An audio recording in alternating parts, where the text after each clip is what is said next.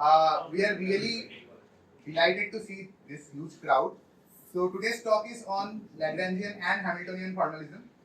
I think a lot of you might not be familiar with this. Some of you might be.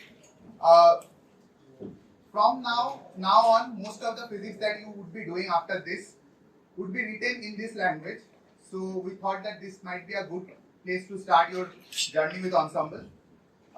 Anywhere in the talk, if you feel any kind of discomfort, any kind of query, just raise your hands and ask Siraj. Siraj is our presenter for the day. He will be teaching you guys Lagrangian and Hamiltonian.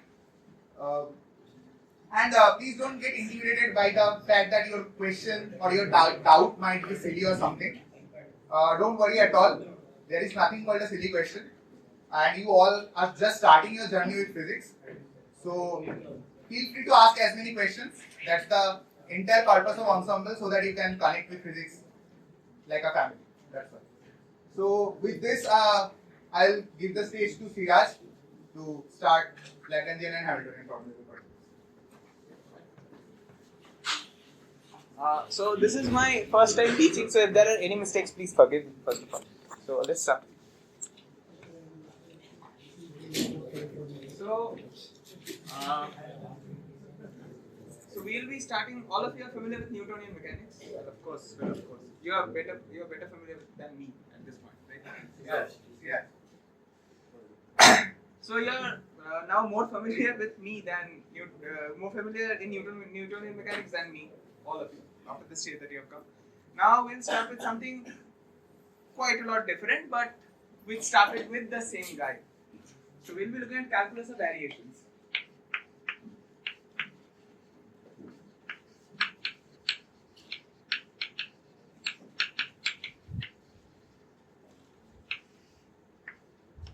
The origins of this field comes from Isaac Newton, the same guy, but unfortunately to his luck, this is the thing that has replaced him everywhere in physics.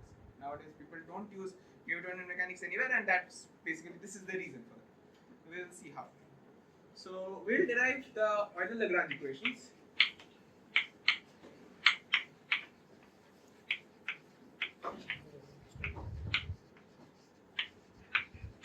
And we'll derive it in a mathematical context, not a physical context. We'll bring the physics later. Alright? So let's start. This will be a lot of math happen, so if you feel that there is not enough physics in there, maybe we'll come to this later. So we say that we define an integral .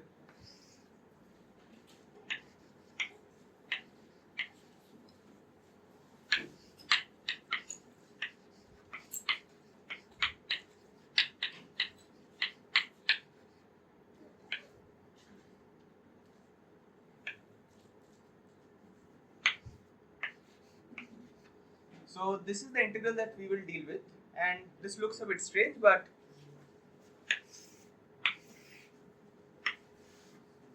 think of it as something like this.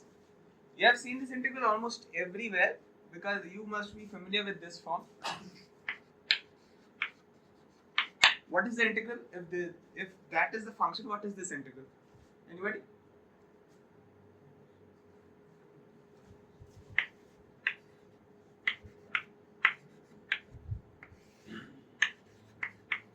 Now anybody? What is this integral then?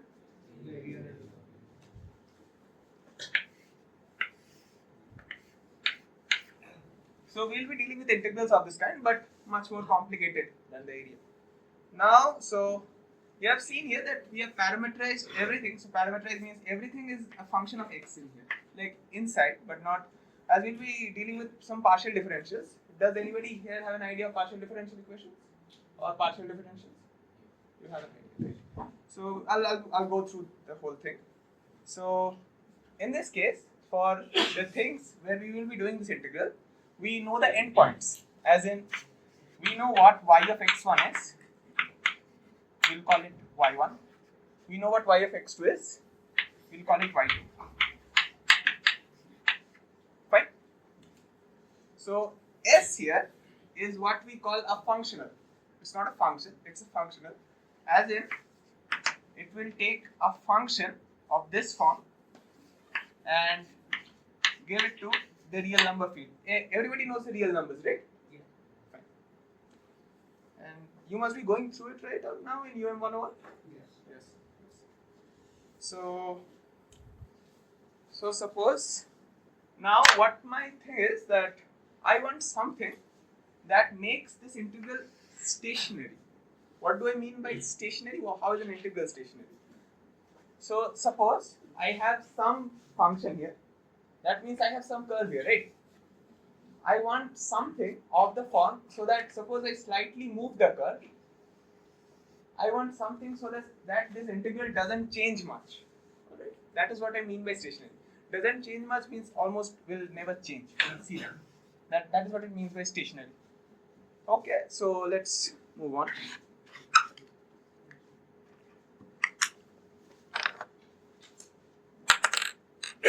So suppose the correct solution to this, where S is stationary, is something so that this function is something y of x. Right? So for some y equals to y of x, S is stationary. We'll see what that means. So S stationary, the value which we want, happens when this integral takes place.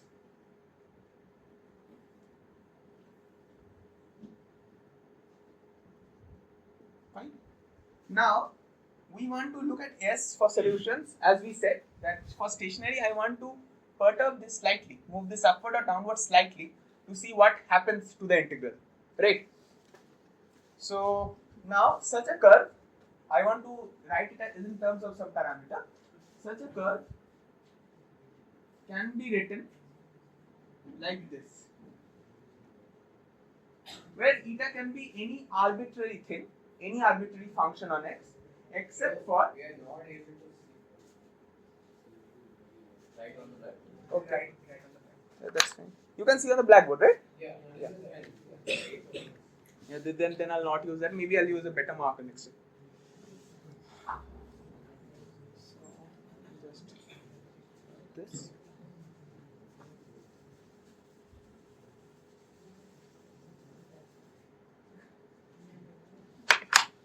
So as I said, we'll be looking at solutions which are slightly wrong, very slightly wrong, but slightly wrong.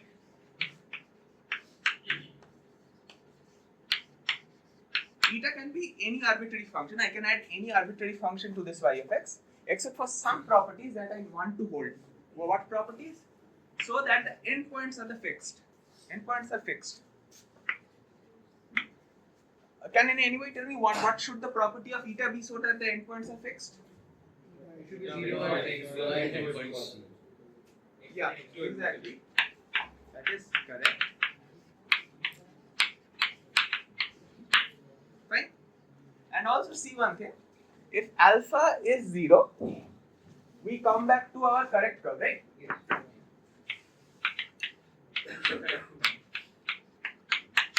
Okay. So alpha is a scaling constant. So you might ask me, why am I using alpha in the first place? Won't I just have used eta? We'll see why we use alpha in a minute. So I hope you are familiar with Taylor series expansions.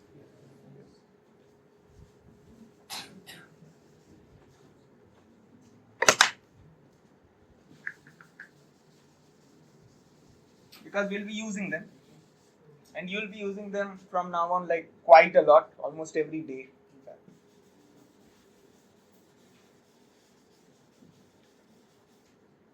Still, let me write it.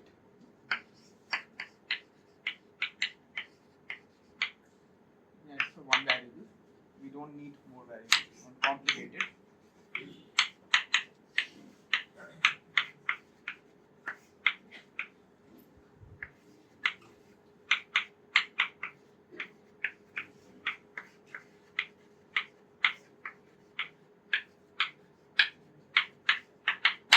And so on. You are all familiar with this, right? So, if y of x, so we postulated that y of x is our correct curve, right? So now, so S here was what? Let me rewrite it. It was f of y y prime and x of dx. So it gives me something in the real numbers. So, but now what I do is, since my y has now changed, I'll be looking for integrals over this capital Y. So I can write it like this, right? I'm just substituting that.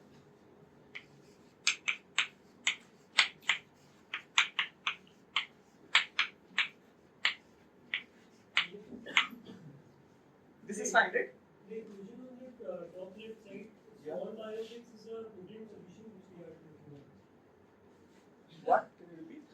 The small y of x is a potential solution that we are looking Yeah. Y of x is the potential solution. It is the correct one for which this integral is stationary. at. And what is capital Y of x? Capital Y of x is a slightly wrong solution. It is a slightly wrong solution. We will see why we are using that. Why neta of x1 is equal to neta of x2? Because we just said it. We want two constraints. So it's wrong. It's only slightly wrong. It's not completely wrong. Okay.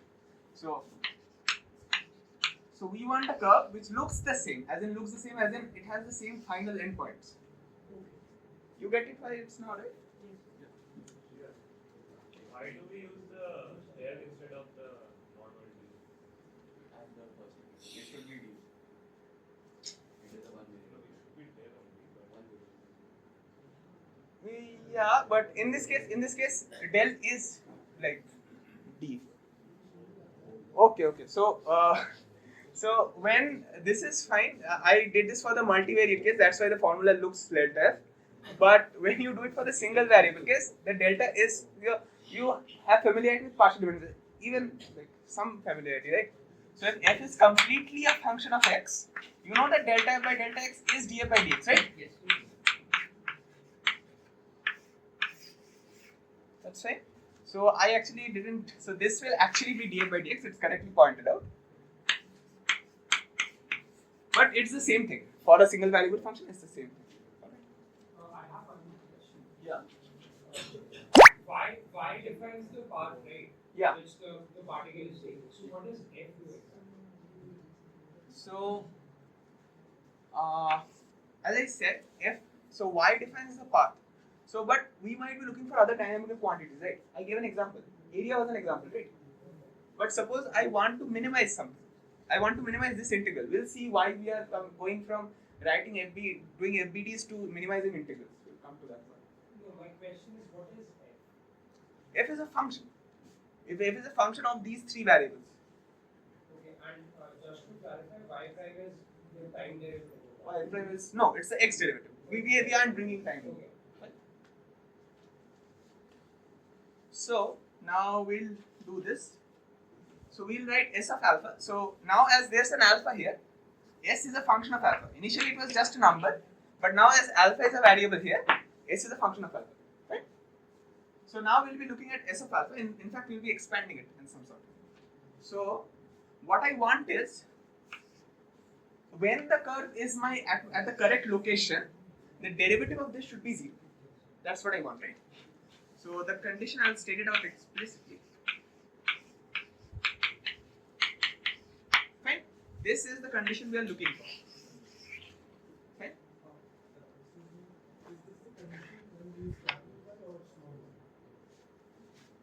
When it's capital, because capital Y depends on alpha, right? For small y there is no condition because alpha is automatic. So you are varying it over alpha. So think of it as this. You are integrating a function. You know everything about this function. You can calculate its integral. It's fine, right? But now you put a variable in there, right? Due to putting the capital Y inside, you have an alpha in there. So s is a function of alpha now. You can differentiate with respect to alpha. That makes sense, right?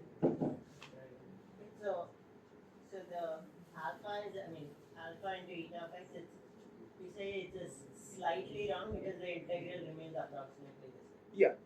That is why we want this, right? Think of s of alpha. So s of alpha you can Taylor expand, right? Fine. So when you expand s of alpha near s of 0, you would have some term like ds by d alpha times d alpha. We want that linear term to be 0. That's what we, because everything after that will change by quadratic. Even if it changes, it will change by quadratic, and that we can neglect completely because it doesn't matter anyways. So So let's go to the derivation. Everybody is fine with this until now, right? Question? Alpha to be 0, yeah. We want, so when alpha comes to 0, we reach the correct curve, right? So at the correct curve, we want the correct curve to be the point at which the integral is minimized, right? Or maximized. So alpha equals to 0 gives us the correct curve, and that is that minimizes or maximizes the integral. What can you give me the correct curve? Correct curve, so S is a function of alpha, or S is any function, suppose not even function of alpha. We want such an F such that this curve, this integral is minimized. You understand minimization, right? That is my correct curve for which Y. F will take Y to a thing that you will integrate. But I want the Y for which that happens. That's it. You want to minimize the integral. Yeah, I want a Y for which this integral is minimized. Or maximize or optimize. Yeah, optimization. Exactly. This is the optimization condition or the extremization condition. There are paths where this will be extremized. Those are anomalous cases, but that will come later.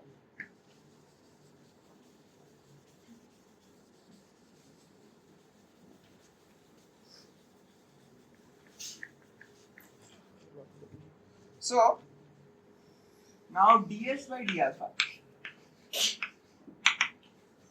is integral of x1 to x2, as there is nothing on the variable, like as s was just this f of times dx, and dx is not a function of alpha anyways, it's a differential. I can write it like this. Fine. Now we integrate from x1 to x2.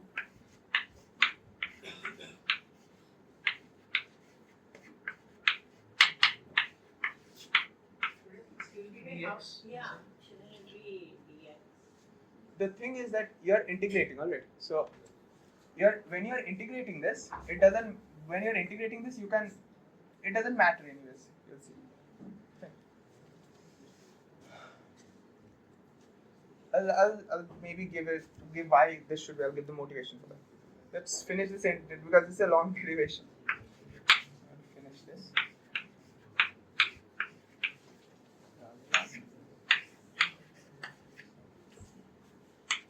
This step is fine for everybody? You know how partial differentials work, right?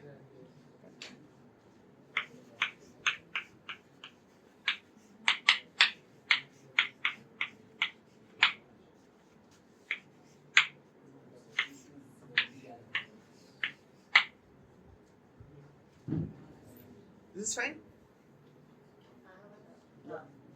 If f is a function of y dash and x, so shouldn't we include a term for the X bar. Oh, so you are saying x bar as in dx by d alpha. But x and alpha are independent. I only changed y with respect to alpha, right? Capital Y changed with respect to alpha. Is it not? X and alpha are independent coordinates. So the x by do alpha will be 0. So we don't write it. Thanks for the clarification. Yeah? Oh, yeah, sorry. Thanks for pointing out.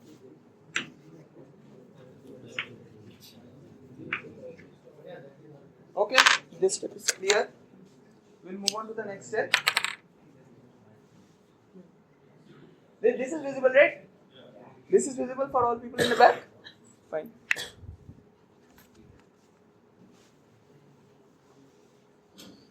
So this is then, you all know integration by parts, right? I assume you know integration by parts.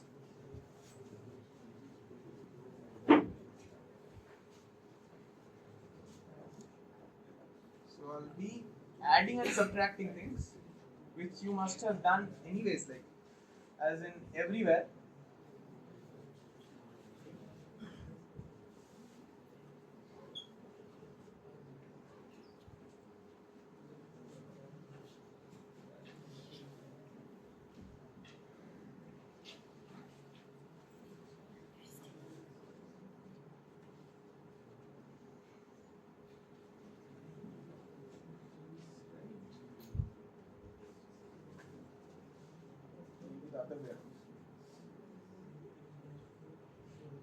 This is fine. This is fine for people? Yeah. So now this is a complete x differential, so that goes to the integration. I can directly integrate that. Yeah.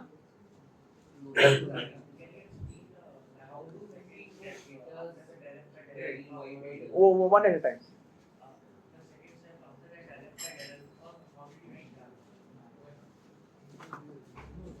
This step.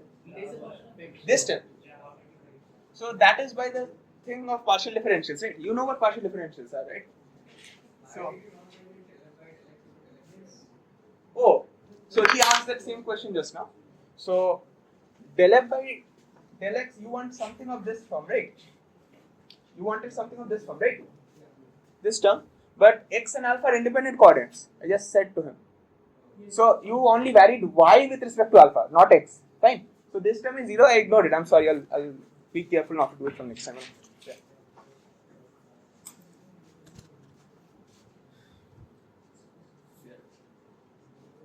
How do we get the equals del y by del alpha? So should I do partial differentials first?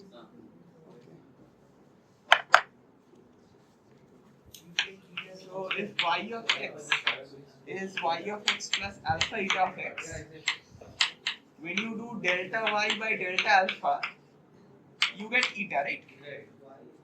That's fine. Right? That's fine. And in the next one, it's like just prime. So you instead of delta y prime by delta alpha, you just get eta prime. Is that fine? That's fine, right? Guys, if you have any doubts, you can just speak up. Yeah, sure. Instead of speaking among yourselves, you can just speak up. Because everyone is trying to focus here, right? Yeah, you can continue. So now this is from x1 to x2. You can say what is this? What is this quantity? What is eta at x1 and eta at x2? So what is this? Exactly. So we are left with this, which is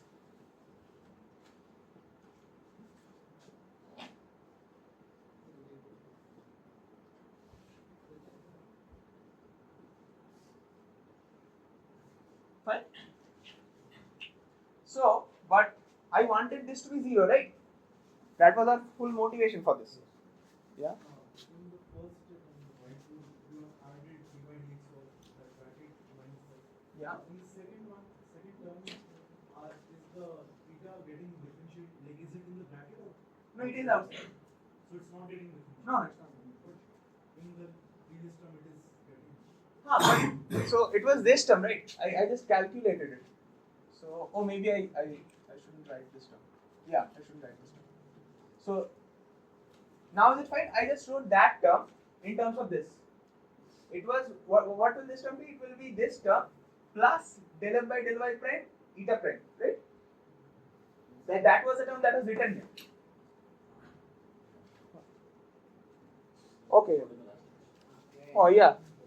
This one. I just replaced this with that. Sorry. I just replaced this with this. Is this fine now? Fine.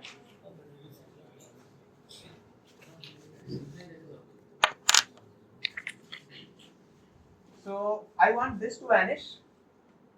Now, so if I wanted, so my motivation was ds by d alpha is 0. So this is what is known as the Euler-Lagrange equation. I say equation because we have only used one variable now. When we'll be using multi-variables, it will be called Euler-Lagrange equations. We'll be going to that later. Fine. Now, can anybody tell me how did I come from this step to that step? I just said it's 0, right? But eta can be anything. So, how am I assured that this will be 0? Anybody? Because del x is 0. Yeah, that's fine. That's what I said. But suppose I can modify eta however I want, right?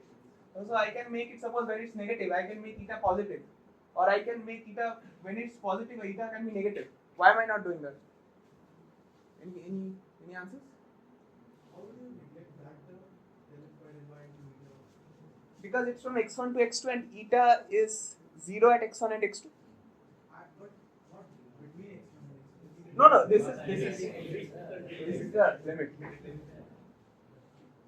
You know this, right? This is the so I'm writing this. So it's delta f by del y at x2, eta at x2 minus delta f by del y at x1, eta at x1. Is this fine? Now these are 0, so this whole term is 0. It's fine, right? Fine. So these are the any answers for that? Why it should be 0 everywhere? Yeah. Think. This should go for all x1 and x2. X1, X2 condition is fine. Think about something with eta. As I just said, I can do anything with eta. So what else can I do with eta? Any answers? It's not a very intuitive thing. So suppose where this function is positive, I can make eta positive there, and I can make it 0 everywhere else. Eta is anything, right? I don't care. But in that case, the integral will be positive. Suppose in some case it's negative, I can make eta negative there and leave it. Everywhere else it's 0. So this integral will contribute something. But I don't want it to contribute anything in any case. That automatically gives us this condition that at every point between x1 and x2, this should hold valid. Fine, the reasoning is valid. So I said, suppose you have this function, right? And this function is positive at some point. So I can make eta positive there. I can make, suppose, let me draw something. Suppose this is the function. Suppose this is the function and this is my eta. Fine, I'll draw eta. Suppose this function is positive at some point. I can make eta very highly positive there. And I can make it 0 everywhere else. In that case, only this part will contribute. You will get a positive contribution. You would not get 0. But I want 0 for this integral, right? Whatever be eta. I don't care about eta. But I have to allow eta its magnitude. That is why I want this condition to hold. Otherwise, I can manipulate eta to make this non-zero. It's fine. Also, should that have been partial value with respect to y dash? Which one? On the left. This one? No, on the bottom. Next line. On the left. The one that The one that you cancel. The one that is supposed to be 0. One that is supposed to be 0. Yeah. Should have been a partial with respect Yeah, sorry. Fine. But you have made it 0 because you want the integral to be 0 because that's a condition. Yeah. Exactly. That's the gist of it. So these are the Euler-Lagrange equations, as I said. Now, but I won't be doing the proof. You can do this for the multivariate case. It's a very straightforward thing. Suppose f is now a function of multiple variables. All of them are parameterized by the same thing. Suppose x. In that case, you'll get for each of these yi's. This is a collective integral. I am not writing it. It's just y1, y2, yt, y2, y3 up to yn, fine, and y1 prime up to yn prime. I'm not writing that. For each of these variables, you get this equation.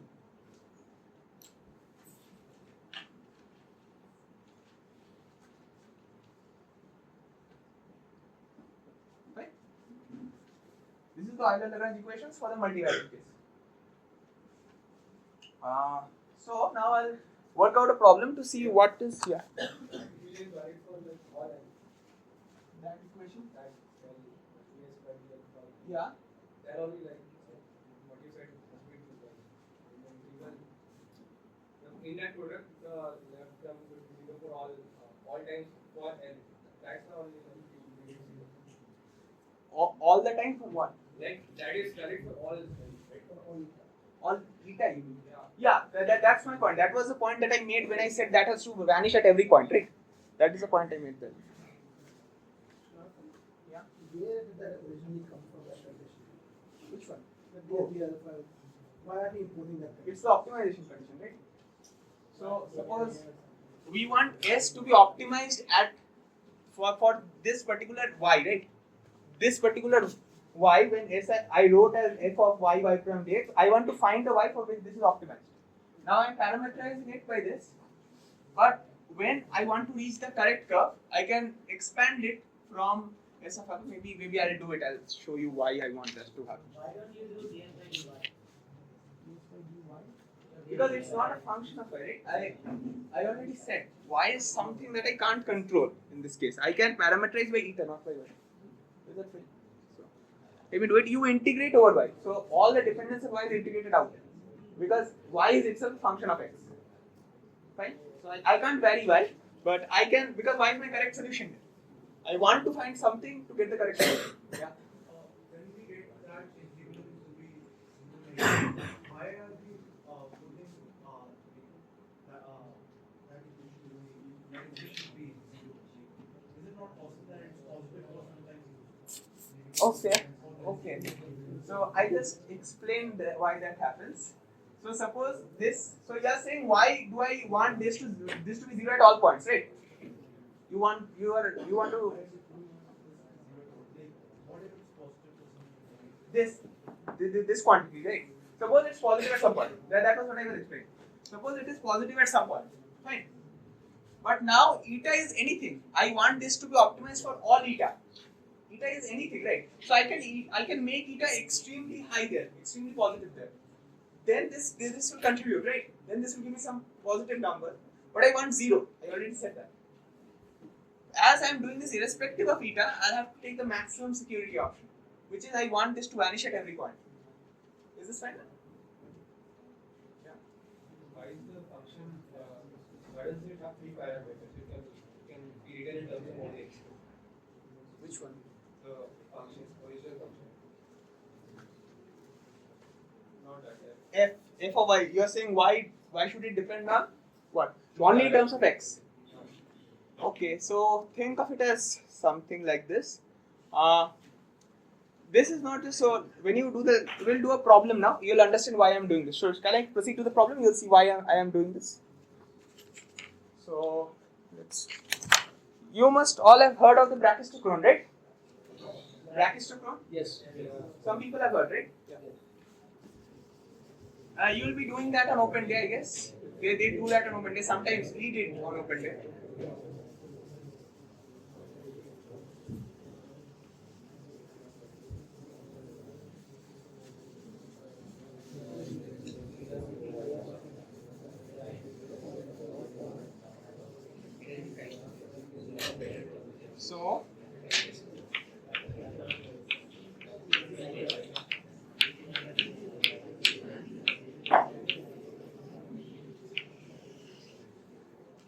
So, does anybody know the motivation for the problem? Anybody would like to speak up?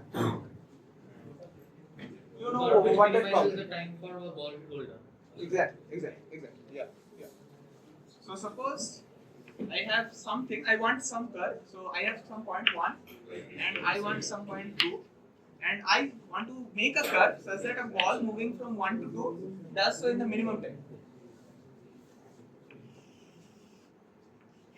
But I have x here. This is how I am defining my coordinate system. I want such an x as a function of y such that this curve holds, right? This might seem odd. We have already almost written y of x at all times, but we will see they are interchangeable. So this was posed by Johann Bernoulli in 1696, and it was also solved by him. But the more famous solution is of Newton's of this. Again, the same guy disputing his own things. So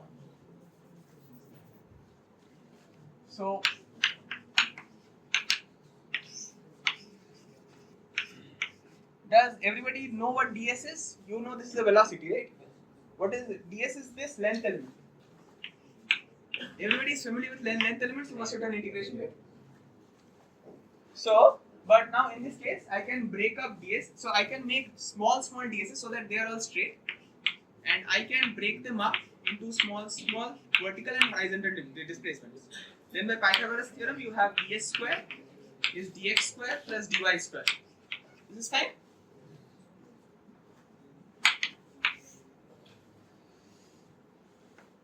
So you have to get ds, I have to put a root on it. And would anybody like to tell me what should the velocity be if it was just put from here? What should be the velocity in terms of y?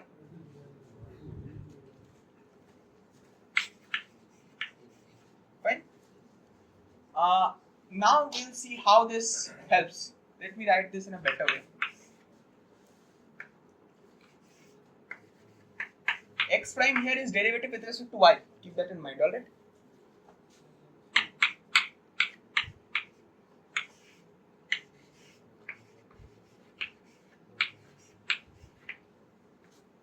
Fine? I can write this. Does this look like an integral of that form? It does, right? Function is of x prime function of y, x function of y, and y. So now that is applicable, right? The thing that we just derived is applicable. Let's see how it applies.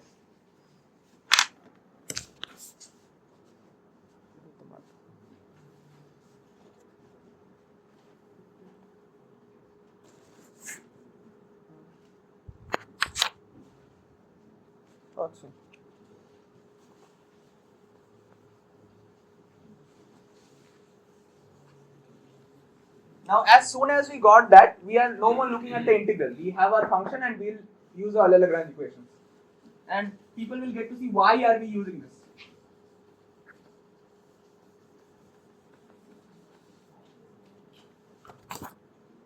So, our equation then is delta f by delta x is dy of delta f by delta x prime. This is fine. This is our Euler-Lagrange equation. But here there is no dependence on x, right? There is no partial dependence on x. There is no x explicitly appearing here. So delta by delta x is 0. What does this tell us about delta by delta x prime? It's constant, right?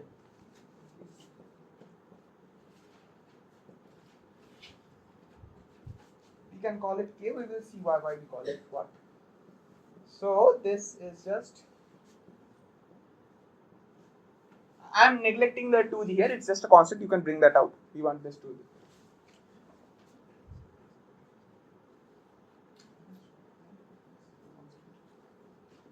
And I'll be naming this constant, I'll be squaring this.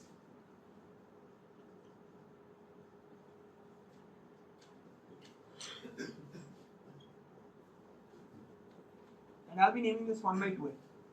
Okay? We'll see why we do that.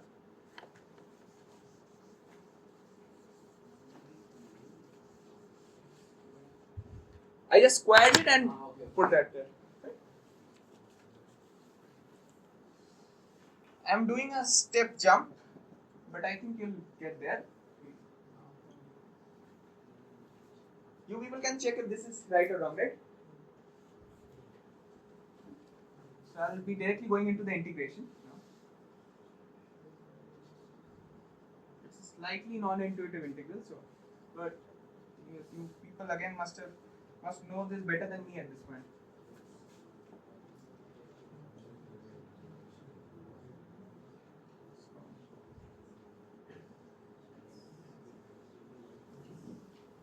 I am using this transformation here.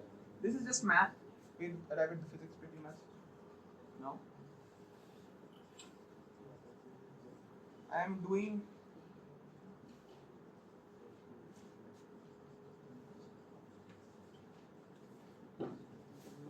fast.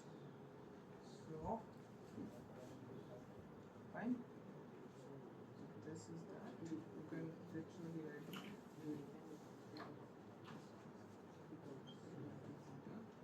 A lot of step jump there.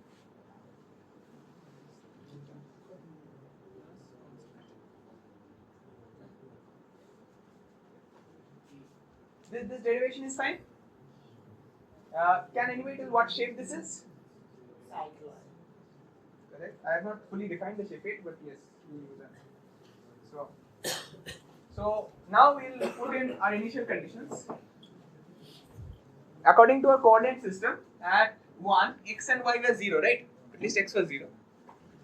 So if x and y were 0, if y is 0, that means theta must be 0, right?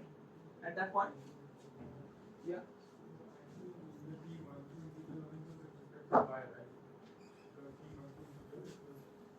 Yeah. Yeah. No. So I was calling it y of x for the Euler-Lagrange derivation part, right? Now I am calling it x of y, x function of y. I've just So renamed. that equation shouldn't be acting by which equation? Which one? In this one, yeah. They are. Yeah. I've just exchanged it, right? I've just taken x from here, put it here. I've taken y from there and put it there. Right?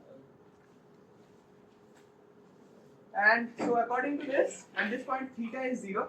And if theta is 0, this whole term is 0, which matches with our thing. So there is no constant. In fact, the constant is 0.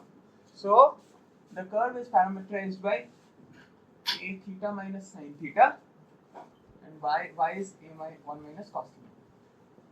That's fine. This is fine.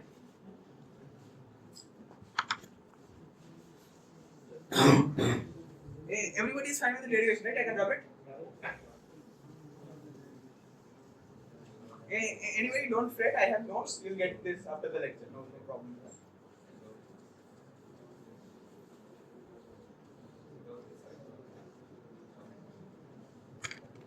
So this curve will look something of this sort.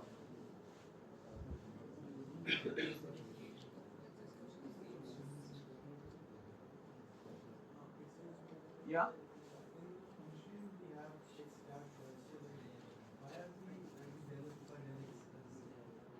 Why are we writing del f by del x? This one.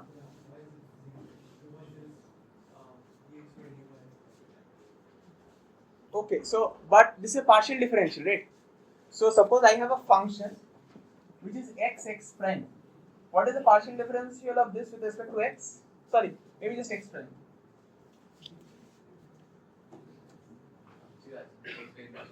Yeah, I have to do that.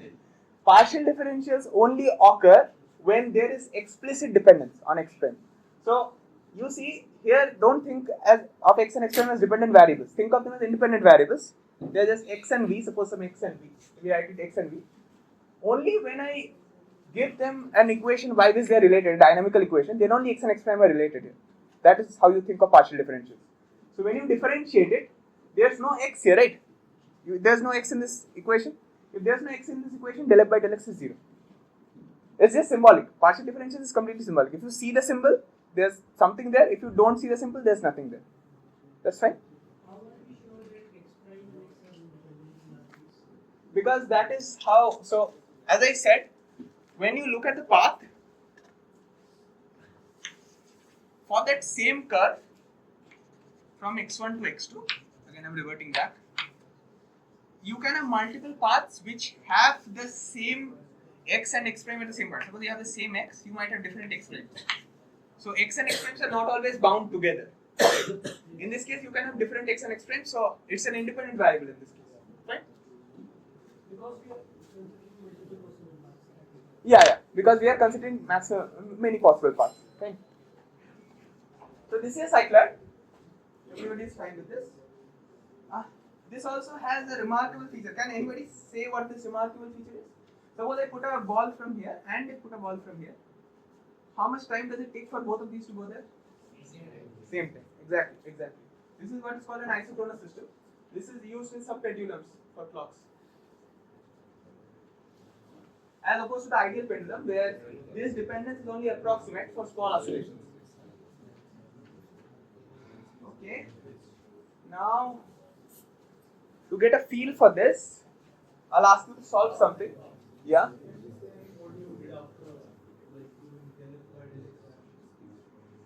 Del f by del x dash is constant. This is the expression for del f by del x dash, right? So you want from this step onwards what happened, right? So del f by del x prime is this, right? You agree? You agree with this? Should I derive what del f by del x prime is? Okay.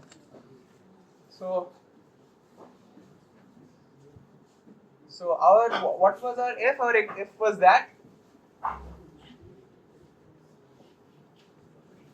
So del f by del x prime is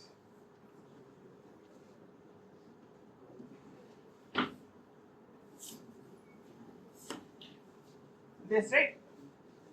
I just differentiated it. So the 2 root x square plus 1 came there. You differentiated it with respect to x prime again because of the chain differentiation.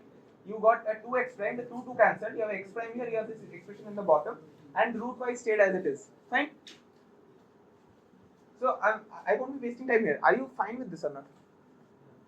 You're fine, right? So suppose you have left a ball from here, and you have left a ball from here, and you are waiting them to reach at this point. Both of these will take the same time. Both of these will take the same time. Fine. And suppose I want to build a pendulum. So what, in pendulums we want, you can derive that yourself.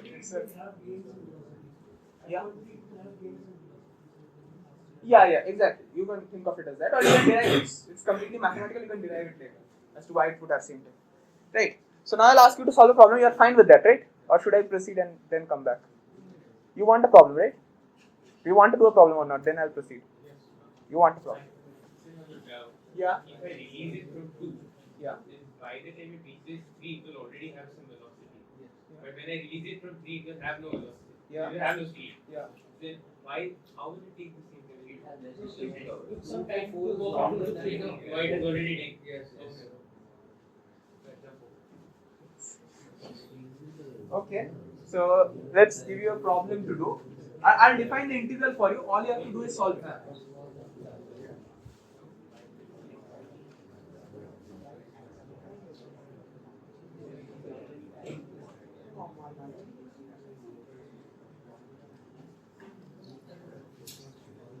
Okay.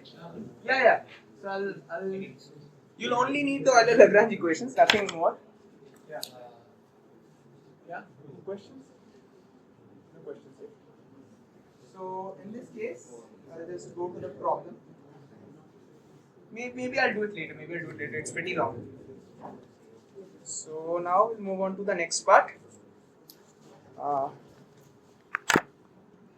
Now you have heard of Lagrangian before, right? Have you? Some of you have heard, right, of Lagrangian, and you know what the formula for the Lagrangian is? T minus v. Yeah. So till now we have done mathematics. This is not physics yet. Fine. So we then want a system. So suppose the problem with Newtonian mechanics is that suppose you have a system and you have a constraint of equations. Suppose some equation. Suppose there are n coordinates and these are all related by this equation. So then the number of independent equations decreases, and I have no way to deal with that because this gives no force. Right? This, I cannot turn this into a force and solve this FBD for this. Right? That is what it allows for the Lagrangian to do. That is what the Lagrangian allows us to do.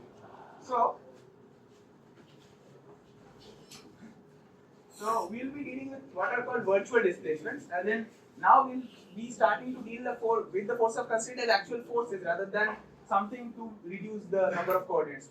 Fine. So suppose a system of particles for some body, and they have particles. Suppose they are numbered 1 to n, and I want total force on each particle to be 0. Right. So first of all, Fi is 0 then. Force is 0, total force is 0. And now I am defining what is called a virtual displacement.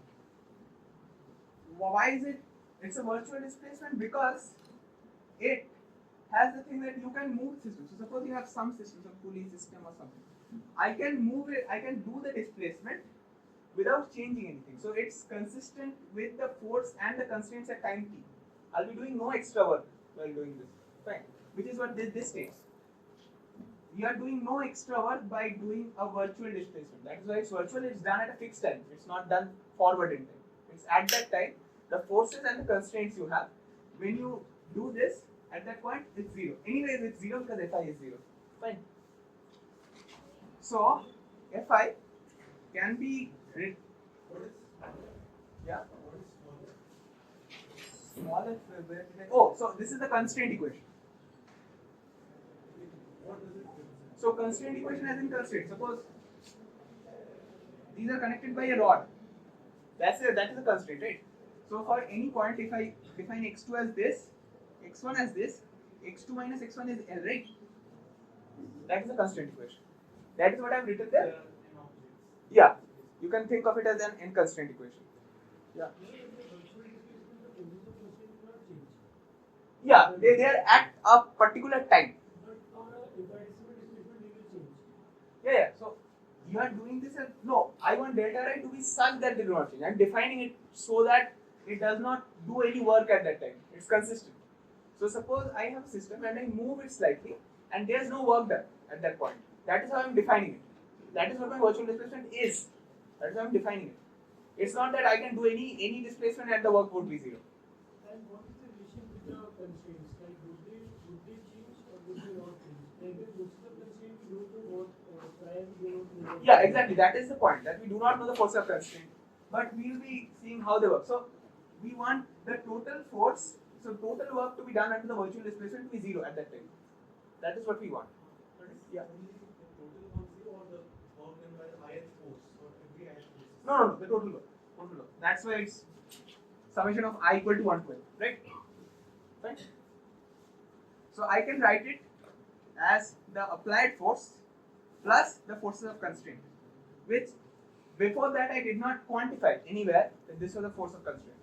Alright, so we will now restrict ourselves to systems where we already know this is zero, but we want this to be such that the forces of constraint do not contribute any work. And there's a motivation for this.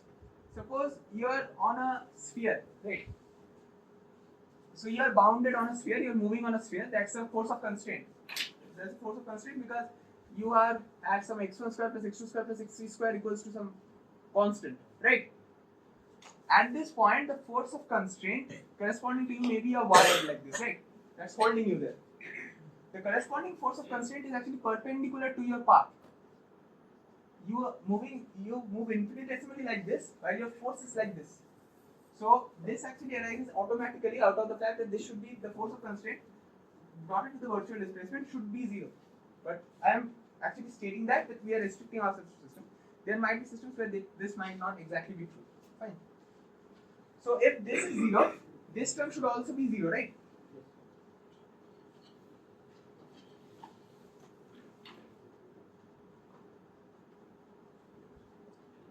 Right. Now, but the thing is here we could say Fi is zero, total force is zero. But now the delta I virtual displacements, they are related by constraints, right? So it might not be the fact that Fi has to be zero everywhere, right? So we now want to change delta Ri to more independent coordinates so that for them I can vary those coordinates independently. I don't have to think when I vary this that I go out of this or not. That will be independent, right? So we'll look at such systems.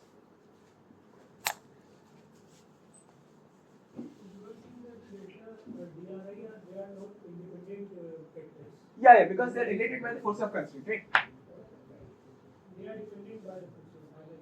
Yeah, because they will give some relation. Like in this case, you will have dx2 minus dx1 is 0, of course. So you will have dx2 equal to dx1. I don't want any such dependence. Right?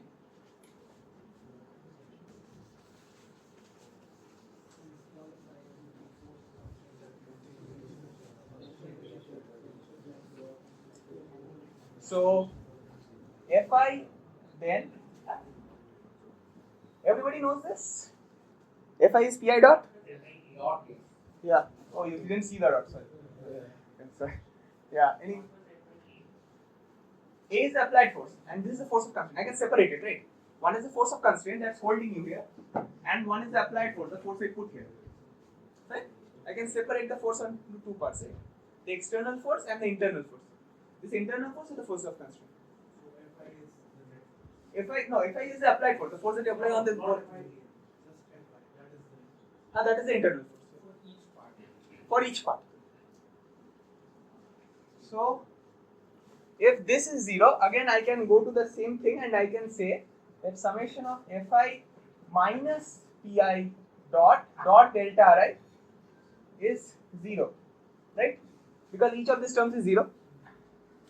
Fine? Yeah? Yeah.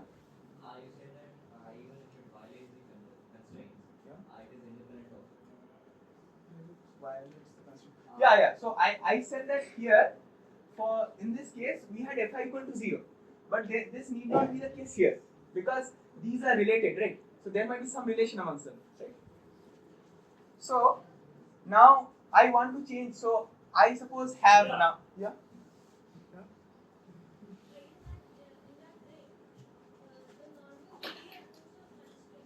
Yeah, exactly.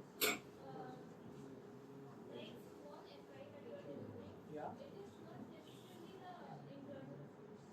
Yeah, so suppose internal force as in the sense that I am not applying it. So suppose you have a system, you are putting force on each particle, that you are seeing that you are measuring that applied force, but there might be internal forces because the particles themselves connected, right?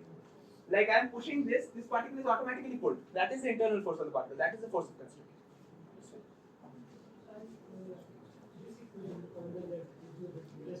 This one. Why this works? Because Fi is Pi dot, right, for each particle. So Fi minus Pi dot is 0. So 0 dot delta I is 0. So that's what that means. We'll be coming to the use. We'll be. So, yeah. So I'm doing a derivation. It will take some time to make sense of what I'm doing. Yeah. No, we are demanding that. We are demanding that. Yeah. Any questions other than that? Fine. Okay, let's move on.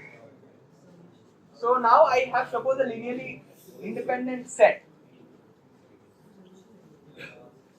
Are you familiar with linear independence? You're not, right? I won't need it much. I'll just tell. So in this Qi Qj set, there is no dependence among themselves. I cannot write Qi as a function of the Qj's, other Qj's, right? So now Vi, which is dri by dt, of course, can be written as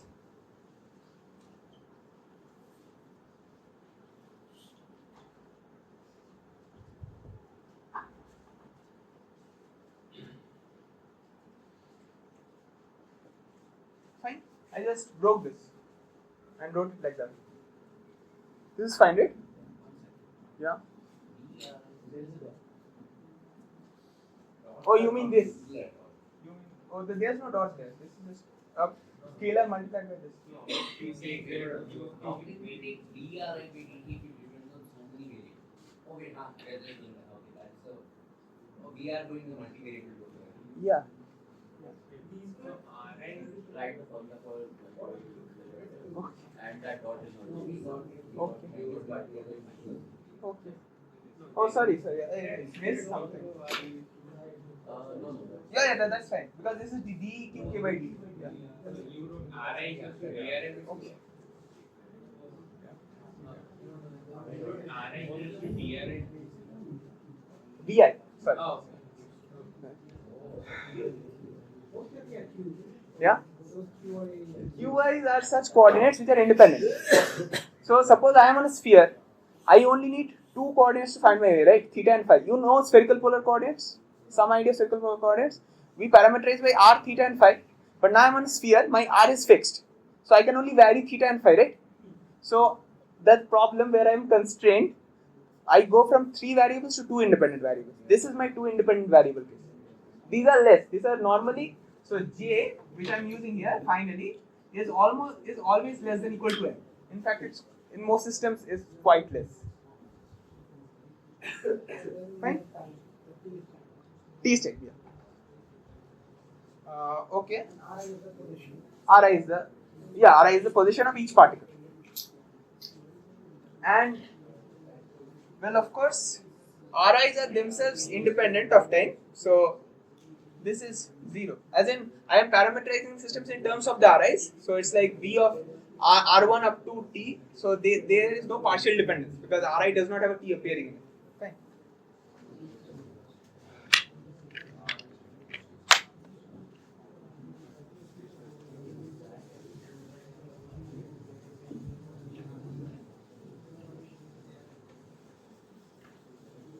Everything is fine up until this point. So there is no explicit dependence, right? So I am not yet writing Ri as a function of time. I have not figured out an equation yet. So I want to write Ri. Ri is my coordinate. I want to say that how much it moved rather than how it moved. Alright. So delta Ri, as it has no explicit t dependence, I cannot write Ri explicitly as a form of t, right? So that's why delta Ri by delta is 0. Fine.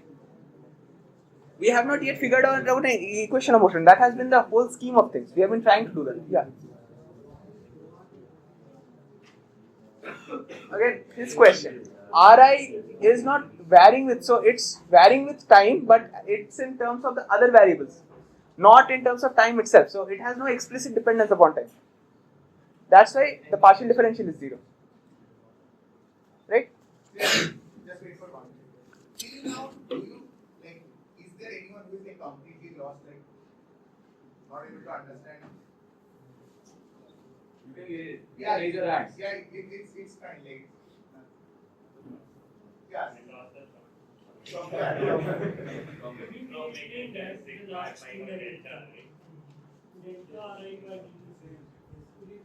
So you couldn't understand why this is 0, right? Okay, right. So people who are lost, one by one, just raise your hands and tell that from this point I couldn't understand. Let's just address all the doubts and then Sriyash will continue. Right? Yeah, sure. Just raise your hands one by one and ask your doubts. Yeah, okay. This line, right? Everybody has problem with this line. No, that line. Which one? This one? Is 0. This one? Which one? Yeah, this one. So Fi is 0, right? The system is in equilibrium. Fi is capital Fi is 0. Capital Fi is 0. Fi is the force on every particle. I is the particle number. Fi is the force on the ith particle. Ith particle, yeah. So it's in equilibrium, so it's 0. That's why this summation is 0. Fine? Yeah? I'm having a little bit of difficulty following because I don't know what we're trying to do. Because Okay. what is the virtual displacement, first of all? Okay, the virtual displacement is basically at one snapshot of a time, you are just perturbing the entire system at that moment. So while you are perturbing it at that moment, the real displacements are not changing. It's like a imaginary case. Like you have that system at that very snapshot, at that very moment, you are perturbing it. And due to that perturbation, I am telling that there will be no net work done. Right? Exactly, yeah. That's the virtual displacement. So why exactly are we doing this?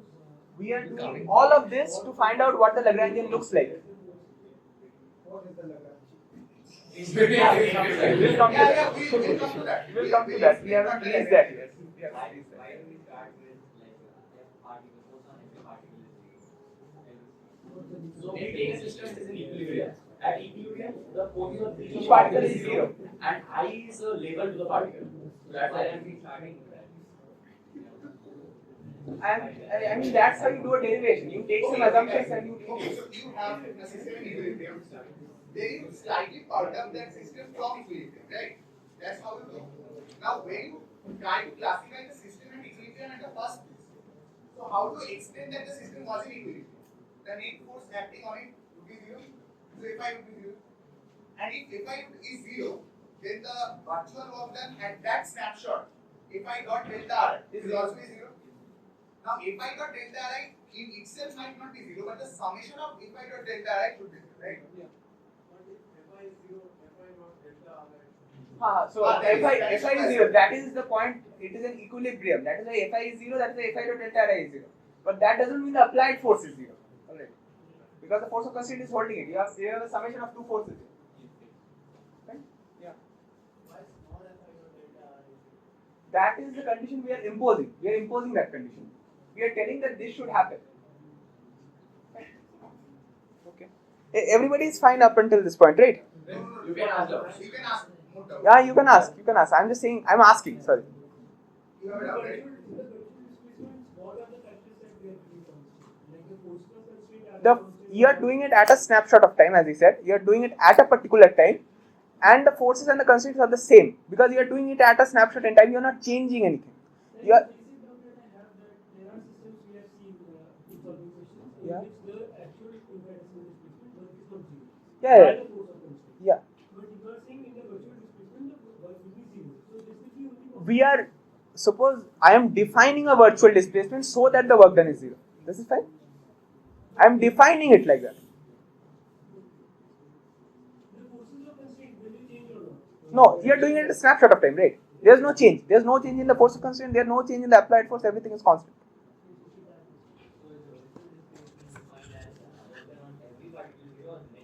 Network on every particle. That's why there is a summation, right? Yeah, we have a question there. Yeah. Yeah.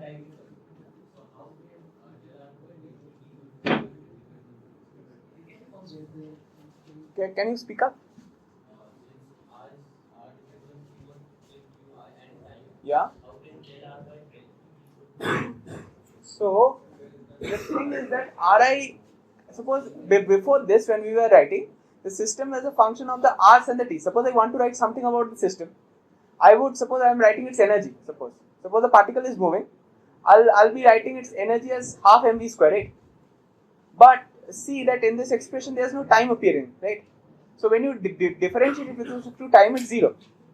But the velocity itself might explicitly depend on time. But that I'm not bothering about here. My system considers those as the independent variables because I am parameterizing the system in terms of them. The dependence will come on later when you fix an equation of motion that you want to go into. Now my system is allowed to depend on anything at all, like they are independent at this point. So his question is, if you are writing Ri as a function of time, Yeah, and then you are calculating the partial with respect to time, yeah. then how it is? So maybe I'm doing this wrong the whole time. It's done at a snapshot of time, right? So that automatically means it's zero, right? Doesn't everything become zero then? Because that is also with respect to time. Because here the other things are not constant. I'm not saying these are the same. The time is fixed. No, the Q dot. That Q dot is a total derivative. Q dot is the total derivative, it's not the partial derivative.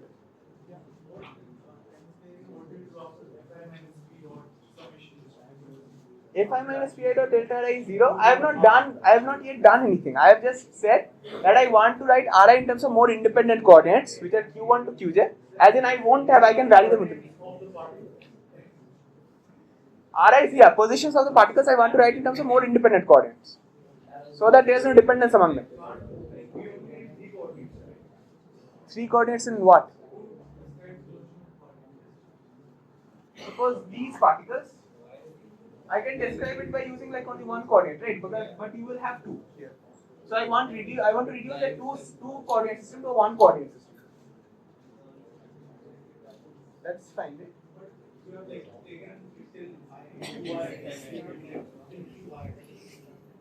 No, this is qj. Yeah, it's not the same. I don't. J is less than equal to n, where n is the total number of particles. I am trying to reduce the variables in the system. I am trying to make the system more independent. Yeah. You're saying snapshot of time. Do you mean a small time or? I am saying it is done at an instant of time. I am not moving the time. So time is fixed. Suppose it is imaginary. The virtual displacement, that's why it's virtual, because it can never happen in real life. It's virtual. But this whole thing, all the delta terms will be zero because they're not actually changing. No, that is the concept of the whole thing. So in a virtual displacement, you don't actually change the time, but you move it. You are not doing a physical process. Suppose this is an unphysical process. What you are saying is fine. You are saying that how does the time not change and the thing moves, right? I am making that construction. We'll see why I am making that construction just now. Any other questions? Okay. What is? N is the number of particles. Oh, J is less than equal to N. So suppose I have N particles, so you would have R1 to Rn, right? That N. Now total number of particles. Like for the cubes, what do you mean by coordinate? Like that, not So- that position. So exactly. So suppose I have here, this is the position I can write in terms of x, y, z, right? But I can just write this in terms of theta and phi, right? Because this is on a sphere, I don't need R is fixed. The only things that are varying is theta and phi. So consider these. Consider the x as one coordinate, y as coordinate, z as one coordinate, and theta and phi as my q and j. So I am reducing. So these system had three independent things, right? You had x, you had y, you had z. Now I am reducing it to two things.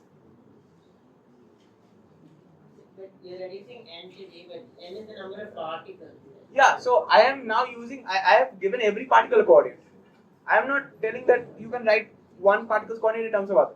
I am considering all the coordinates, and now I want to reduce the system to a lower number of variables. Why is the minimum number of coordinates equal to the maximum number of coordinates equal to the N is the maximum. N is the Why maximum. is J less than I understand what J is, but Yeah. why is it less than equal to N? Because you are reducing the number of variables in the system. You constrained it, right? You have three variables. Why is the theoretical maximum? Okay, so So then is the number of coordinates. So, suppose maybe I should not have done that, but that is how the book does the derivation. Think of it as in more of coordinate terms. As I just said, suppose something is moving here on the sphere, you can write its coordinate in terms of x, y, z, right? But do you need all x, y, z to write its coordinates? Are they independent? They are not, right? They are related by x square plus y square plus z square plus r square. But then you can reduce it to 2, and you can vary them independently, right? Theta can be anything between 0 to pi, and phi can be anything between 0 to 2 pi. That's independent, right? They can both be at the same point, like as in different points. I don't have to see how theta and phi depend on one another, right? I can independently. What is n? You got it. N is the number of particles I'm dealing with in the system. Number of coordinates, number of initial coordinates. Suppose you have a system of n boxes attached to each other. That each box is a coordinate which I'm denoting as R1 to Rn. This is fine, that is n. N is the number of particles. N is the number. Fine? Yeah? So that last term becomes 0 because it's at a snapshot of time, right? Exactly. By the same logic, can the first equation now become 0? The first one, dr1 by dt. dr1. No, it's not. Oh, this one. Yeah, This is a total derivative. That is a partial derivative. but time is not changing. There. No, time is not changing. So again, I'm sorry, most people here are not familiar with virtual distribution. Maybe I should not have D'Alembert's principle at all. So let me continue with the derivation. I'll show why this works. Right? I'll show what we are trying to achieve finally. Am I allowed to do that? Yeah, sure. Yeah.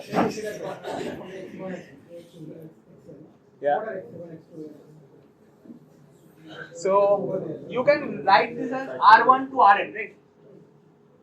That is fine. If I write this R1 to Rn, then it makes sense. That's the question. That is the second question. Any other questions? Yeah. Could you just tell what conditions are based on the like is there any rectangles, is there any single ones? No, you are considering an arbitrary system of n particles. You are giving them each a coordinate, calling Ri for the ith particle. Now what you are doing, you are saying that the instant is fixed in time. I want to imagine a displacement such that there's no work being done on the system. Fine? I want to imagine it. I'm not even doing it. Fine? Yeah. This displacement is a perturbation, right? Not an actual displacement. Yeah, exactly. That was the point. That's why it's virtual. It's not a real displacement. That is virtual.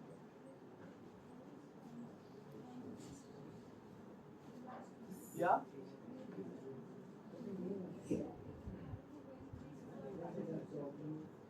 No, suppose, yeah, exactly, that's true. That's true, but I am imposing this condition. That is what you are saying is emergence.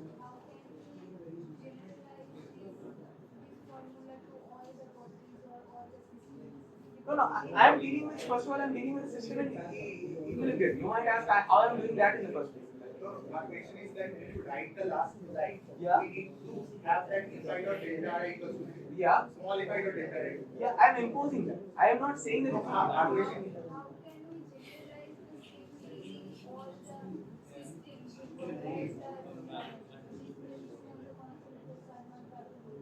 Oh, this might not be valid for all systems.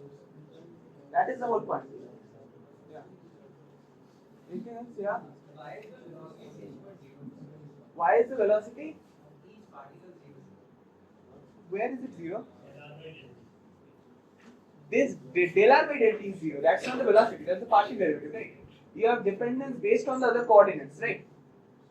The coordinates are changing, that is why the velocity is changing. The ri's are changing, the ri's are moving, that is why the velocity is changing. That is fine, right? Can I proceed or anybody has any other questions? Clear them, then no problem. Any other questions? Should I skip the Arrhenius principle? I think I should skip it. Yeah, I mean, it's completed as far. Yeah, It's completed. Okay. If you don't get it, that's fine. Okay. Complete this and then we can go for a like overall recap of what we did. Yeah. People can get the broader idea than what is there. Yeah, fine. So let me complete this derivation, then I'll explain everything. So, first I'll derive it, then I'll answer any questions. Right? I'll derive the whole thing, I'll not speak during the process. And then you are free to ask as many questions as you want.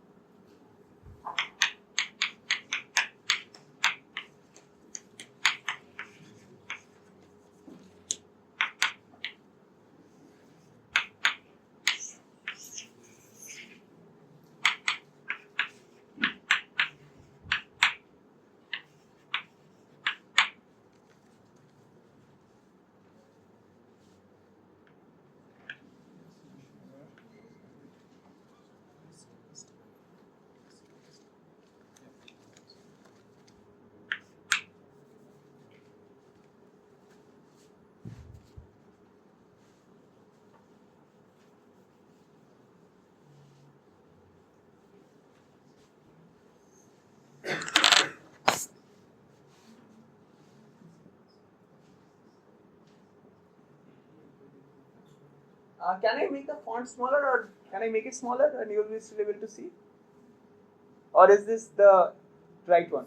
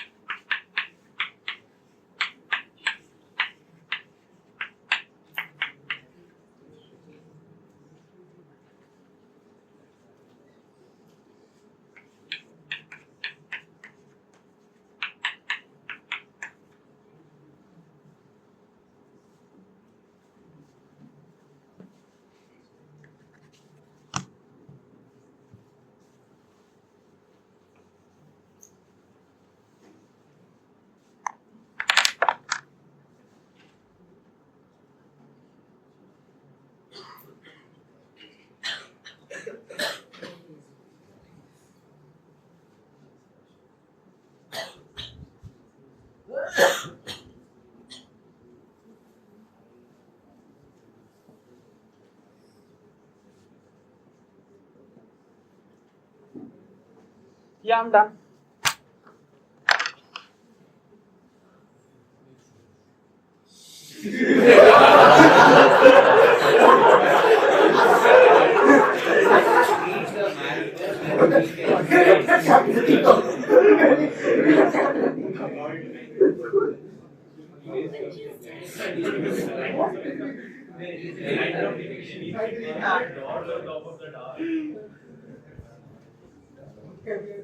Yeah, there are dots. There are dots.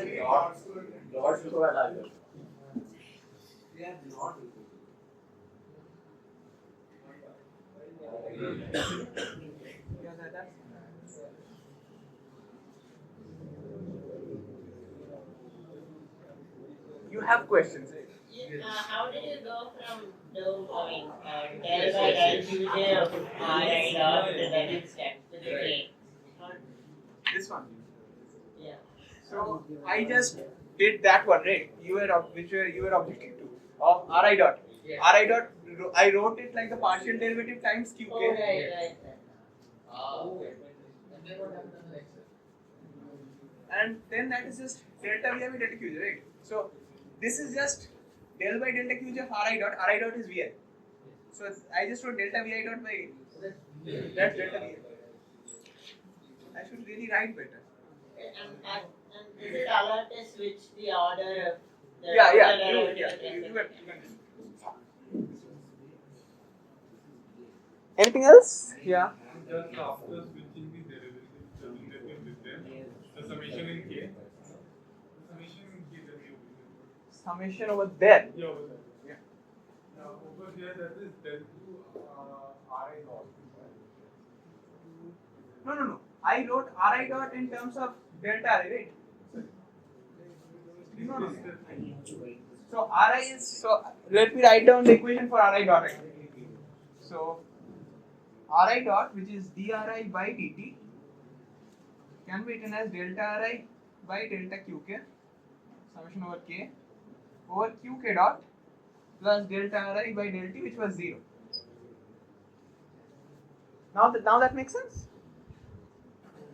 I just substituted that in there. Ri is a summation of parts. Yeah, exactly. Any other questions? Yeah. No other questions? Yeah, this is d by dt. This is d, this is del.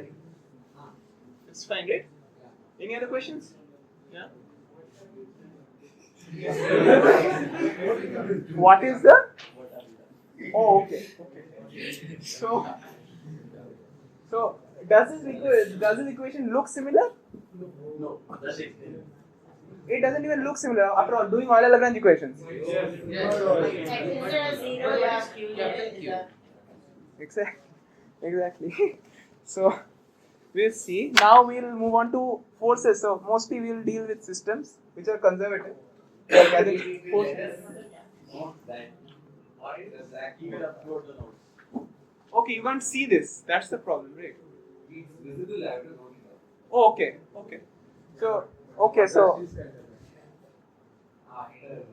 So should I write here instead? Yeah. Fine. Like, is it noted down? Like, you can give a recap of what you did from the beginning. Okay. No, it's fine. See, all these maths you can just go through the notes and if you go step by step, you will follow all the maths. That's not the issue. The issue is the main motivation why you are doing it. After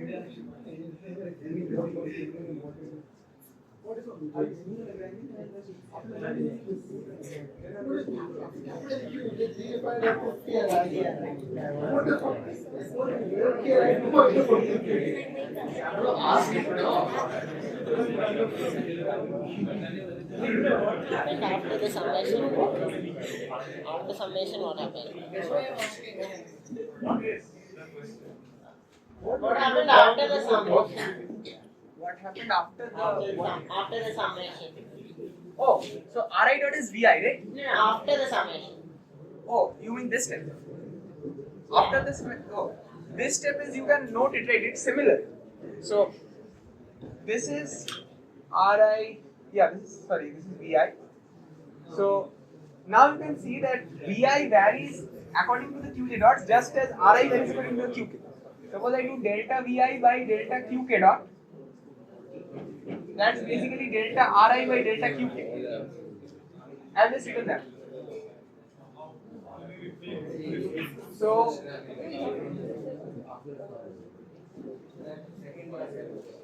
yeah, you have this, and so I am doing delta Vi by delta Qk dot. So it's a partial derivative, right? These are actually numbers, and this is something multiplying them, right?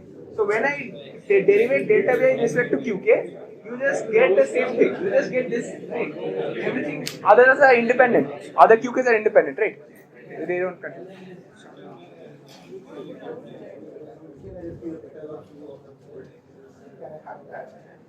Okay. Yeah.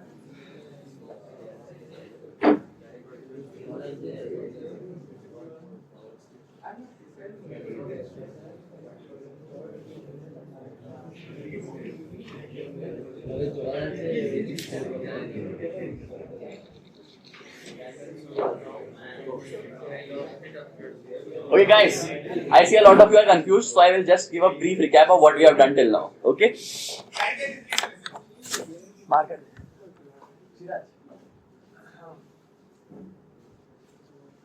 See, I understand that at a lot of places you might be confused in the maths.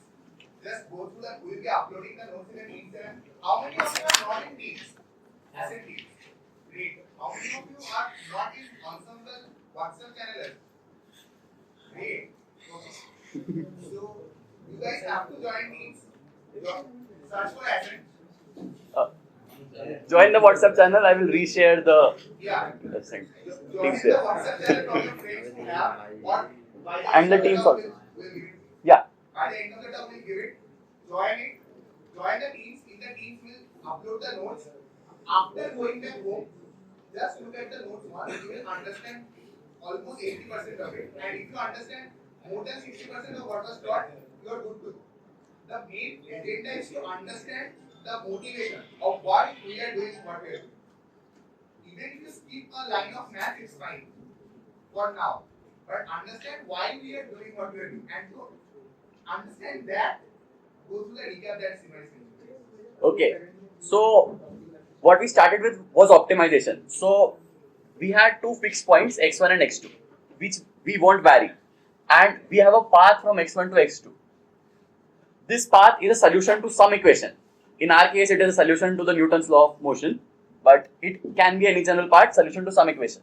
And what we want to do is that we want to define a function of this path. That was what f Siraj defined to be. F is a function of this path. You have the task, this is the problem till now, till this point. Okay. F was a function of this path.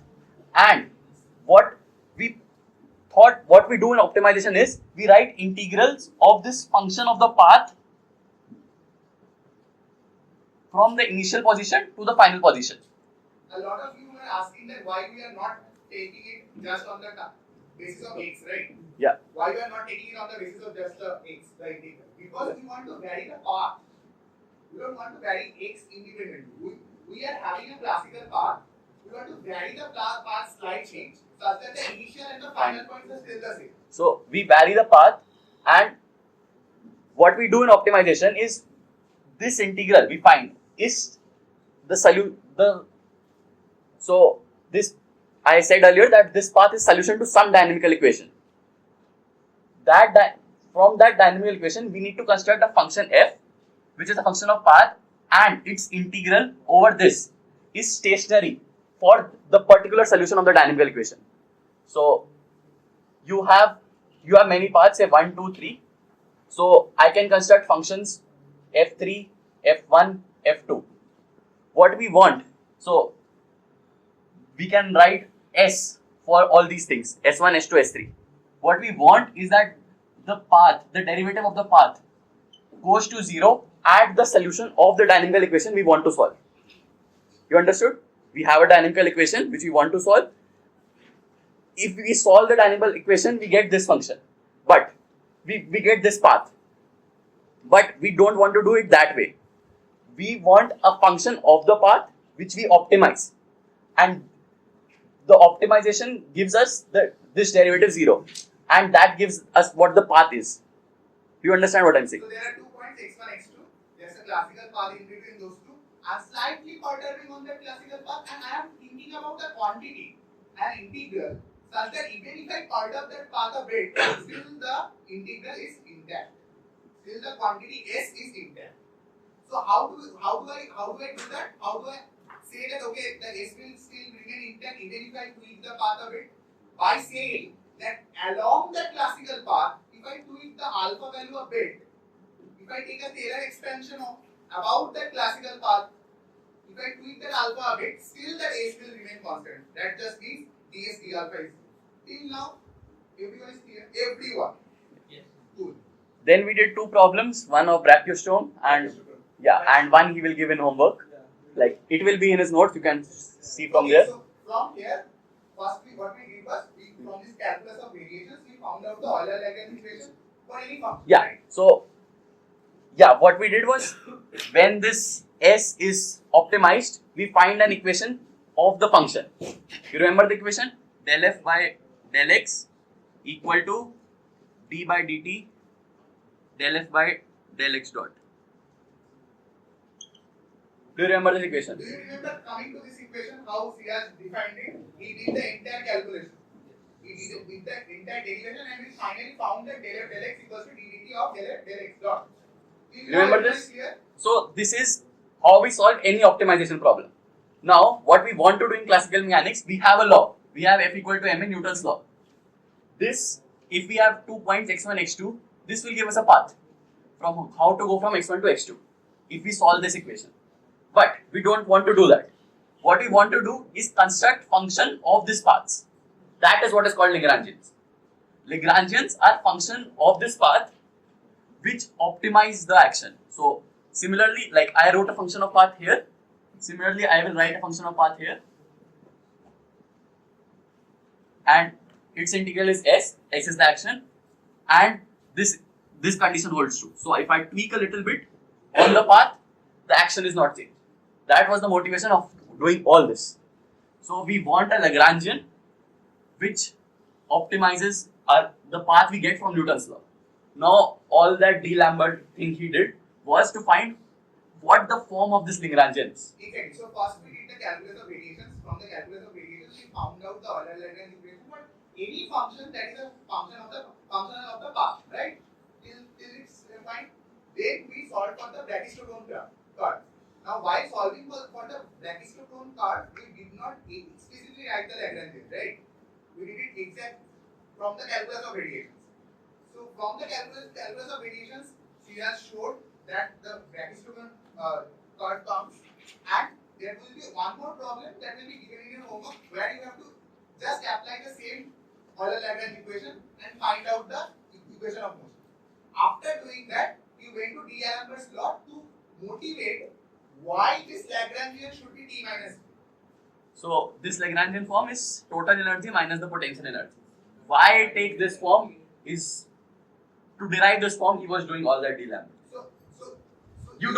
So if you just take it for granted that Lagrangian is T minus V, you don't need to go through that. But if you want the derivation, he did it. I think you got it. Did you guys get it? Okay, but you can look through his notes. Yeah, that's the way. Which part of the math is the D'Alembert? Yeah, the last one. The virtual displacement. The virtual displacement. So we took the system in equilibrium. We did a virtual displacement. Plot that virtual displacement, we said that the work done will be 0. And from there, we said that it is analogous to saying that we are optimizing a quantity T minus P. So we took this thing and we took this thing and we said these two are analogous statements. So that is what D'Alembert's law did. And all this is just because what Sima said that Lagrangian को optimize करने पे we are getting the classical path, right?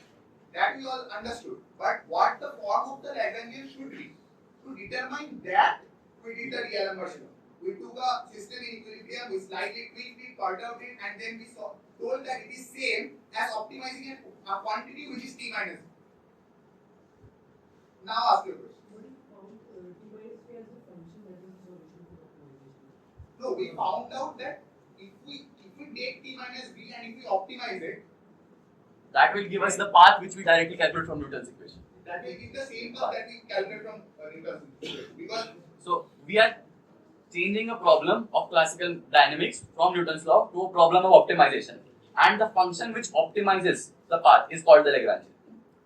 Okay, Why the Lagrangian is t minus b is that? That is the and motivation. that is for Newtonian mechanics. yes,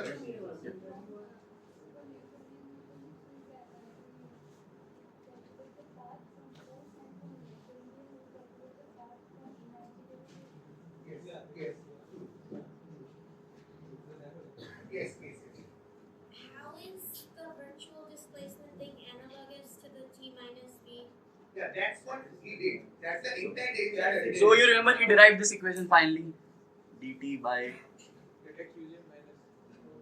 like he derived it for n coordinates. Let's work for one coordinate. Okay.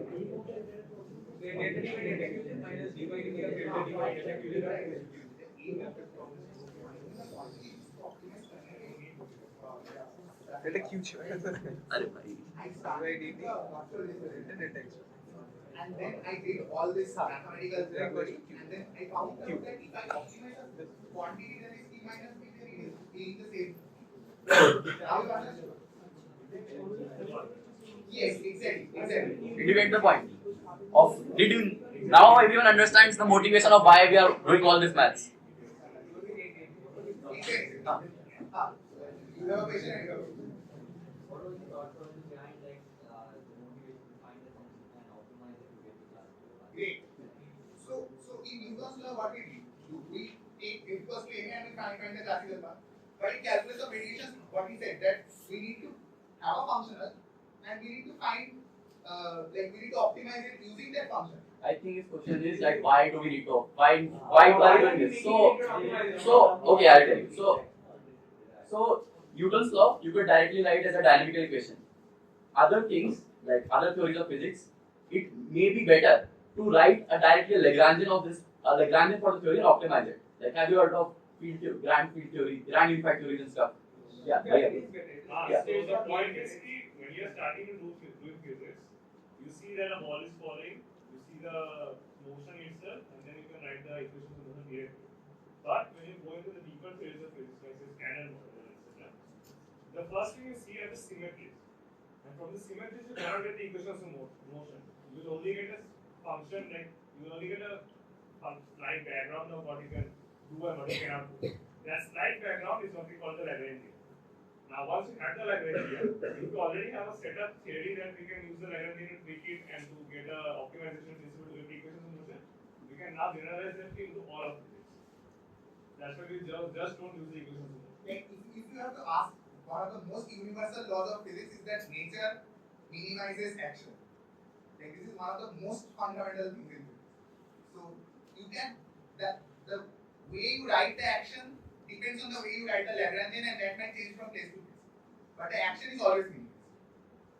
Yeah, more questions. You had a question. So like when you are deriving this thing t minus b, when the Lagrangian does not need to be t minus b. Yeah, in classical dynamics it is t minus. We took a lot of assumptions during Deriving's law and deriving all of this. Okay, so the assumptions we were taking were basically because we don't want to consider dissipative systems. Yes. So if you do consider that, then you have to derive it again. So we don't write Lagrangians for dissipative systems. Why? Because at the fundamental level, if you go at the atomic level, there is nothing dissipative, right? And if I want to solve a problem, yeah, on a macroscopic level that has dissipative forces, and I want to solve it through Lagrangian. Normally it is at the level of the macroscopic particles. That's the So, point of view. so the dissipation is like heat and sound, right? At the macroscopic level, heat is just the kinetic energy of molecules. Macroscopic level. If I wanted to use the Lagrangian. Yeah, you can then derive a equation which accounts for the dissipation, but we don't do that in physics because then you directly use Newton's law. Generally, dissipation comes as an emergent phenomenon when you write the Lagrangian and write Whenever it looks at the macroscopic level, so there is nothing on it. Yeah, there is. Yeah. No, that is not a discrete system. That is not a assumption. That is not a discrete system. You are asking why aren't we discussing more about discrete systems? Yeah. There is no work done by the virtual displacement, so it's a non-discrete. It's a conserved system. Energy is conserved. We are not considering dissipative matters. Right?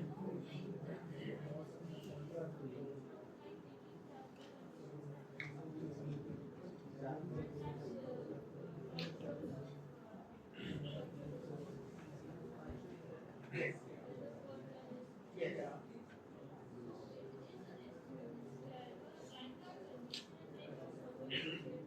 Yeah, exactly. Yeah, that.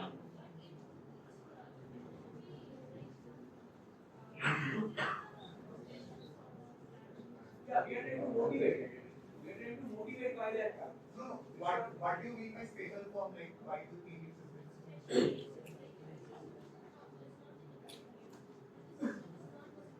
right? Okay. Point number one. If the system is not in equilibrium, all of this discussion is not going. All this discussion is a perturbation over the equilibrium. So we take the system in the equilibrium, we slightly tweak it, and then we write up here. That's what you will do in entire theory. First point number one. Point number two, you are exactly right. We are not considering dissipation. We are considering a closed system and the energy is constant.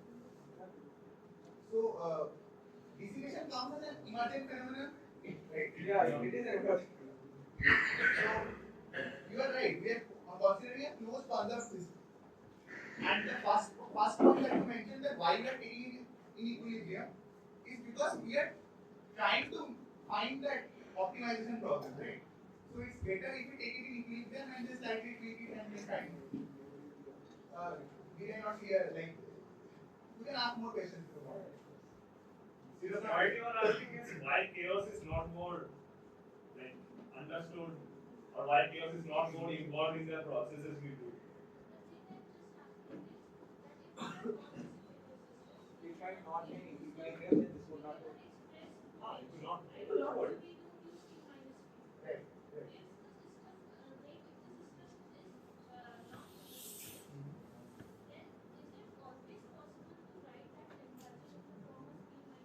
If the system is non-discrete, we cannot write a Lagrange.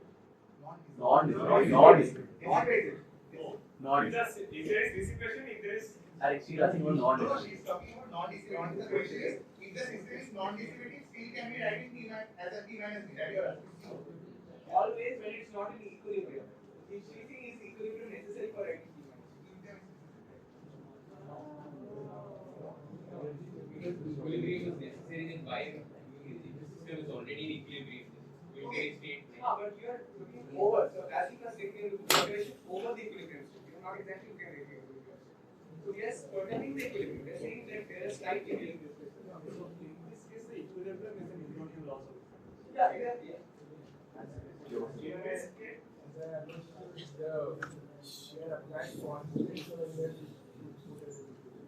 Yeah. see the point is the entire in this entire discussion, the equilibrium is Newton's law of mechanics. So equilibrium has to hold for our understanding of physics to actually work. The equilibrium, what equilibrium implies here is that equilibrium means that Newton's laws of motion are working. Equilibrium means that the classical equation of motion is being here.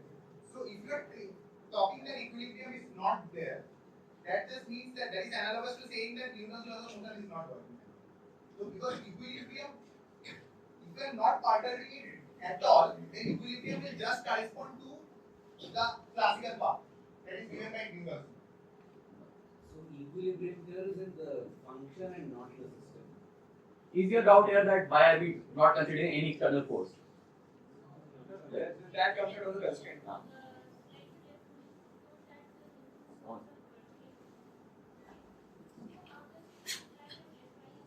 If I is small, if I is Not small guy, the capital.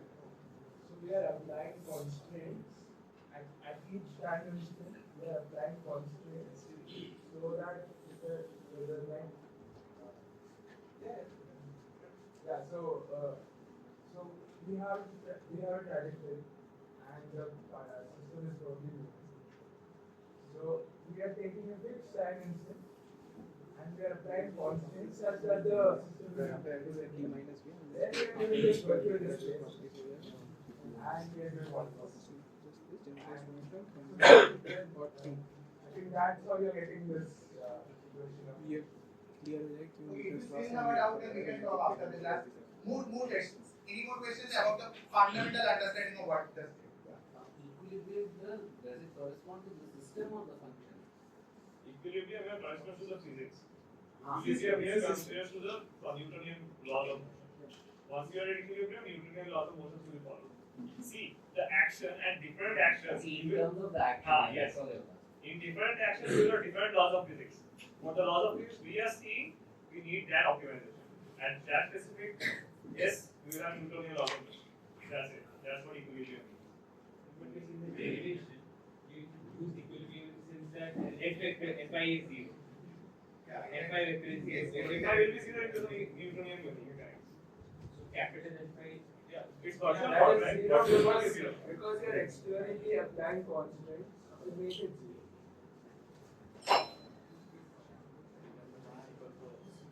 So that you can use the principle of virtual load. Okay, point to everyone, forget what Dirac principle Yeah. is. You are not yet ready for it. Forget it. We will do it in fifth semester, no problem. Yes. For now, Lagrangian is T minus B. Just don't think about it. Lagrangian is T minus B. You can see that from the If you really want to know why it is true, just read Taylor. He has written some references in his notes. Just go through them, okay? A simple understanding for why L equals to T minus B is when you see the formula for L. So you find the ddt form. The ddt is the kinetic form G, and we find the ddx form, which is the potential form. That's the V. That's it. That's a simple enough understanding which will not work. Did you ever get the basic idea of what is going on? Any question? Anyone who didn't get anything? Like, you can say just. What's your question? Is there an inverted way of proving why the universe minimizes action? No, we do not know that. We just assume that optimization holds. It's extremized. Optimization. Extremized. You go to point of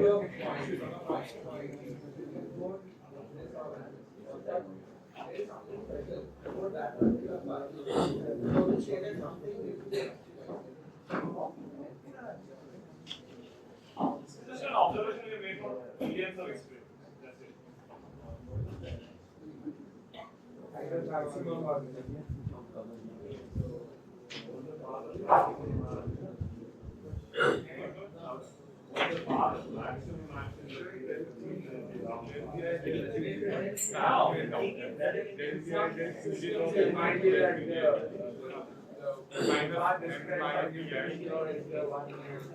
yeah, MIT, right? Or delta V by delta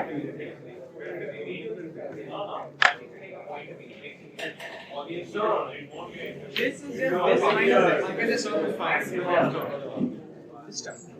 Or I'm just minusing it. So you'll get what? You'll get delta eta.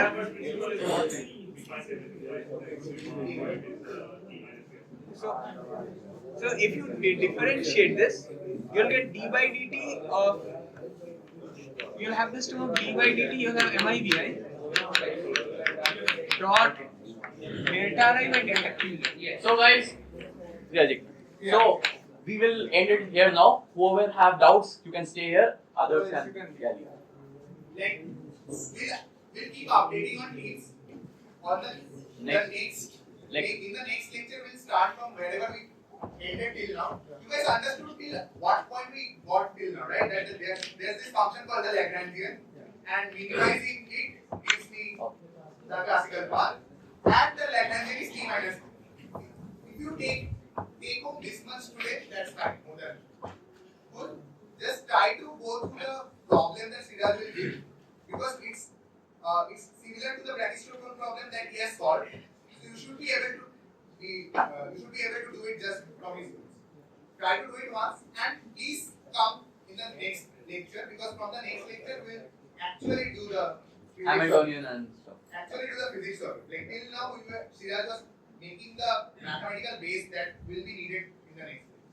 In the next lecture we will get into actual Lagrangian and Hamiltonian. Are we weekly or these lectures? No. Specifically this. There is no frequency as such. We will be updated. We will take the next lecture in this week only. Okay. Yeah, we can take it in this weekend. If you guys, Long weekend. you guys have a long weekend, right? So Can you take it to the next week? okay, fine. We'll have a poll or something. Let's see. Are you guys going home for the long weekend? Yes. Why? You just came here. I am Okay, fine. Okay, so do you guys want the next lecture of Lagrangian and Hamiltonian to be after this long weekend? Yeah. Can we take it tomorrow? We can take it tomorrow, right?